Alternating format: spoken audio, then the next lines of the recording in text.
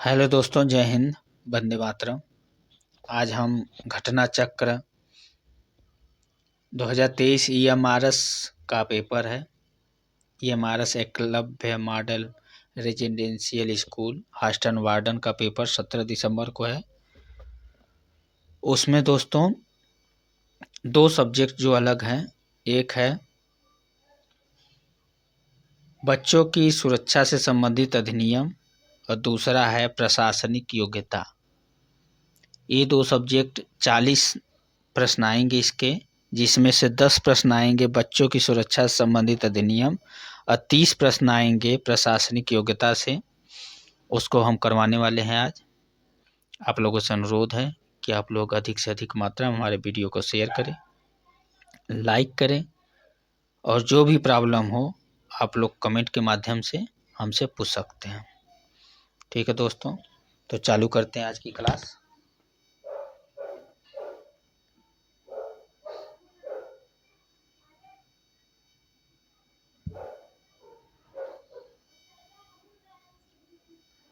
आज की क्लास है दोस्तों चाइल्ड पॉलिसी। आज की क्लास है चाइल्ड पॉलिसी बाल नीति। बाल नीति, बच्चे ही बड़े होकर देश के नागरिक बनते हैं। बच्चे बड़े होकर क्या होते हैं? देश के नागरिक बनते हैं।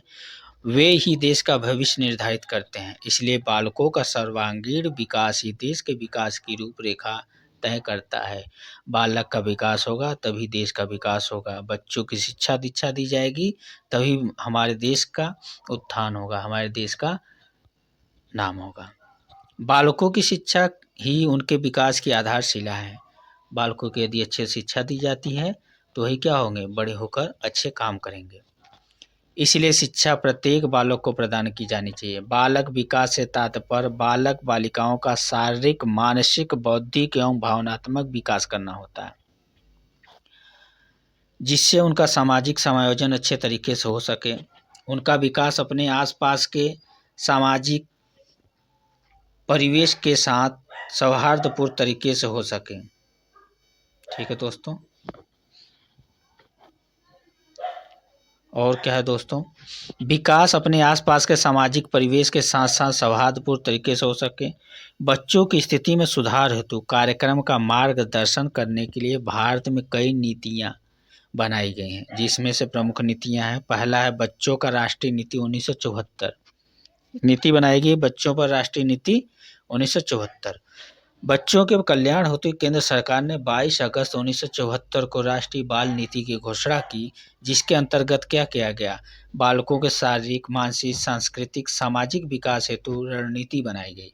जो रणनीति क्या है देखिए, राज्य सरकार का क्या दायित्व है ये बताया गया है कि बालक के जन्म से पूर्व, बच्चे को जन्म लेने से पहले तथा बाद में उसके विकास की पर्याप्त सेवाएं प्रदान करना राज्य का प्रमुख कर्तव्य है। दूसरा क्या है? 6 से 14 साल की आयु के बालकों को निःशुल्क एवं अनिवार्य शिक्षा उपलब्ध कराना राज्य का कर्तव्य है। तीसरा है बालकों में पोषण तत्वों की कमी दूर करने हेतु राज्य द्वारा पोषाहार कार्यक्रम चलाया जाएगा। आप लोगों को ये पता है, कई कार्यक्रम ऐसे चलाए जा रहे हैं बच्चों को पोषाहार हेतु। जो बालक अनौपचारिक शिक्षा प्राप्त करने में सक्षम नहीं है, राज्य को उनके शिक्षा प्रदान करने की वैकल्पिक व्यवस्था की जानी चाहिए। जो बच्चे विकलांग हो या जो गरीब हो या किसी तरह से वो, किसी प्रकार से वो अनौपचारिक शिक्षा प्राप्त नहीं कर पाते हैं किसी भी तरीके से, तो राज्य को उनको क्या करना चाहिए? शिक्षा की व्यवस्था करनी चाहिए। राज्य को बच्चों की मादक पदार्थों के सेवन, उत्पादन एवं व्यापार से बचाना चाहिए। छठवां है राज्य को विद्यालय में शारीरिक शिक्षा, खेल कूद, वैज्ञानिक एवं सामाजिक गतिविधियों को प्रोत्साहित करना चाहिए। प्राइमरी विद्यालयों में आजकल बच्चों को सिस्टम से शारीरिक शिक्षा, खेल कूद, सामाजिक गतिविधियों को प्रोत्साहित किया जा रहा है। प्राइमरी विद्यालय में बहुत से टीचर बहुत अच्छे से बच्चों को पढ़ा रहे हैं। सातवां क्या है? राज्य द्वारा व्यापक स्वास्थ्य कार्यक्रम चलाना चाहिए, जिससे राज्य के सभी बालकों को स्वास्थ्य परीक्षण अनिवार्य किया जाए। आठवां है राज्य को अनाथ बच्चों कल्याण हेतु उपयुक्त प्रावधान करने चाहिए। ये है कौन सी नीति? ये है नीति, राष्ट्रीय नीति 1974। अब राष्ट्रीय पोषण नीति 1993 के बारे में देखिए। राष्ट्रीय पोषण नीति में बताया गया है कि व्यापक गरीबी, जिसके परिणाम स्वरूप दीर्घकालिक लगातार भूखमरी विकासशील देशों के लिए सबसे बड़ा अभिशाप है। हमारे यहाँ क्या है, राष्ट्रीय पोषण नीति में बताया गया है कि गरीबी बहुत ज़्यादा है हमारे देश में। क्या है, जितने विकासशील हैं वहाँ पे गरीबों की संख्या ज़्यादा है, उनके लिए बहुत कार्यक्रम चलाए जाते हैं, लेकिन फिर भी गरीबी दूर नहीं हो रही है, भूखमरी दूर नहीं हो रही है। ये है स्थिति। इस पोषण नीति के अंतर्गत विशिष्ट सिफारिशें देने हेतु सूक्ष्म पोषण तत्वों जैसे विटामिन ए, आयरन पर एक टास्क फोर्स का गठन किया गया है। अक्टूबर 1996 में खाद्य पोषण बोर्ड द्वारा प्रकाशित टास्क फोर्स की अंतिम रिपोर्ट में 4 विशिष्ट क्षेत्रों पर विशिष्ट सिफारिश प्रदान की गई है, जिसमें क्या बताया गया कि विटामिन ए, आयरन की कमी को दूर करने की रणनीति, वर्तमान हस्तक्षेप में सुधार हेतु सुझाव, ये सब बताए गए हैं। अब आपको क्या बताएंगे, राष्ट्रीय नीति 2002। स्वास्थ्य मंत्रालय की देखरेख में दिन प्रतिदिन की समस्याओं से निपटने तथा HFA के लक्ष्यों को प्राप्त करने की प्रतिबद्धता से उत्पन्न होने वाली नीति की आवश्यकता की पहचान की गई है।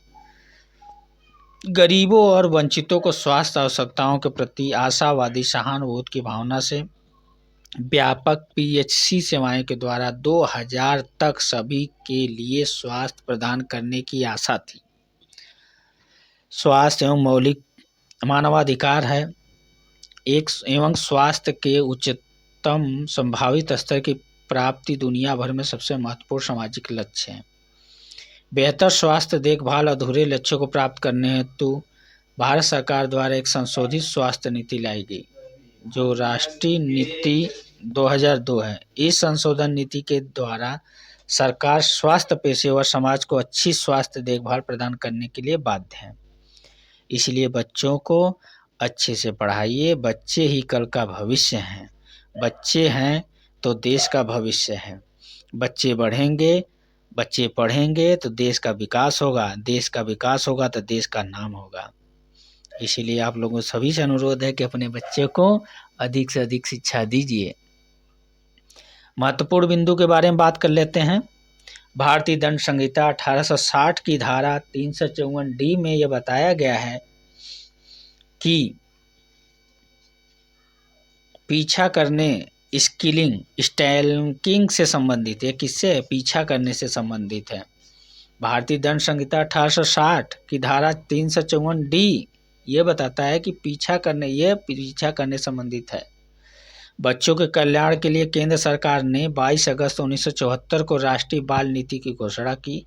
बेटी बचाओ बेटी पढ़ाओ योजना का प्रधानमंत्री नरेंद्र मोदी ने 22 जनवरी 2015 को हरियाणा राज्य के पानीपत में शुभारंभ किया। सुकन्या समृद्धि योजना के अंतर्गत न्यूनतम निवेश 250 रुपये प्रति वर्ष, अधिकतम 1.5 लाख रुपये प्रति वर्ष की जाती है। दोस्तों, इसका शेष आगे नेक्स्ट वीडियो में बताएंगे। तब तक के लिए धन्यवाद। हमारा वीडियो कैसा लगा कमेंट बॉक्स में जरूर बताएं। धन्यवाद।